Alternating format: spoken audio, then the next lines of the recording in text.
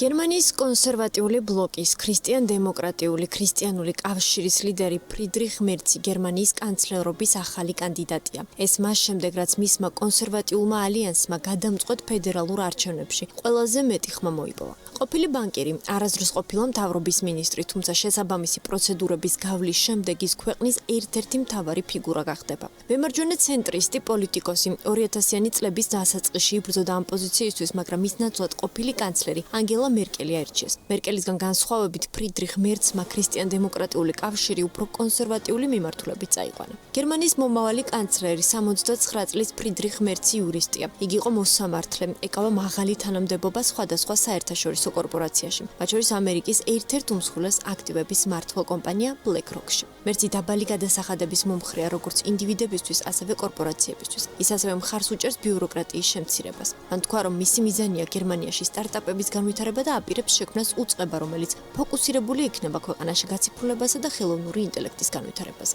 ამას გარდა მერცი აპირებს, რომ შეცვალოს კანონმდებლობა სახელმწიფო ვალთან დაკავშირებით, რომლითაც მთავრობა შეზღუდულია ვალის აღებაში. ის აკრიტიკებდა შოლცის ეკონომიკურ პოლიტიკას და ამბობდა, რომ ამის გამო გერმანიის ეკონომიკა რეცესიაში შევიდა. ევროკავშირის მასშტაბით ყველაზე მსხვილი ეკონომიკის მქონე ქვეყნის მომავალი ლიდერი თვლის, რომ საჭიროა დაბალი გადასახადები და ნაკლები ბიუროკრატია და ყველა იმ ნაბიჯის გადადგმა, რომელიც გერმანიას მსოფლიო ეკონომიკაში კონკურენტუნარიანის სტატუსს შეუნარჩუნებს. რაც შეეხება მერცის სოციალურ პოლიტიკას, ის მუდმივად საუბრობს გერმანიის სოციალური სისტემის რეფორმის საჭიროებაზე, განსაკუთრებით კი ჯანდაცვის სისტემასა და sapensio კუთხით. მისი წინასაარჩევნო კამპანიების გათვალისწინებით ფრიდრიხ მერცი თვლის, რომ გერმანიას sapensio რეფორმები სჭირდება, რომელიც ქვეყნის ასაკოვან მოსახლეობას ცხოვრებას მნიშვნელოვანია ფრიდრიხ მერცის პოზიცია ენერგეტიკასთან დაკავშირებით. ქვეყნის მომავალი კანცლერი ენერგოდამოუკიდებლობის და ენერგოუსაფრთხოების მომხრეა, განსაკუთრებით უკრაინაში ომის შემდეგ და ევროპის ქვეყნების რუსეთზე დამოკიდებულების ფონზე. ის მხარს უჭერს განახლებადი ენერგიის წყაროების შექმნას.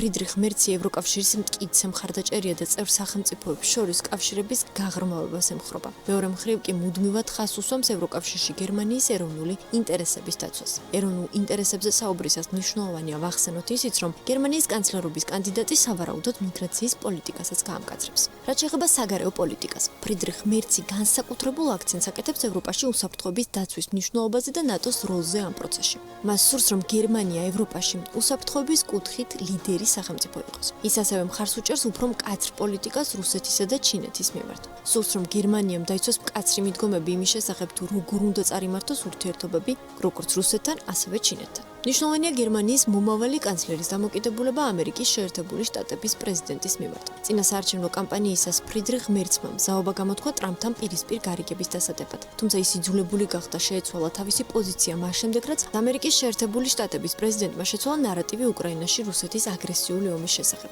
მეტიც, ფრიდრიხ მერცმა დონალდ ტრამპი როგორც ავტოკრატიული სისტემების თაყვანისცემელი ისე მოიხსენია. შეჯამებისთვის რუსეთ-უკრაინის ომის და სხვა გეოპოლიტიკური კრიზისების ფონზე ევროპის უმსხვილესი ეკონომიკის მომავალი ლიდერის როლი ამ გამოწვევების მოგვარების პროცესში გადამწყვეტი იქნება. როგორც საერთაშორისო მედია წერს, მსოფლიოში ახალი წესრიგი უნდა დამყარდეს და ამ პროცესში გერმანიას თავისი წილი პასუხისმგებლობა აკისრია.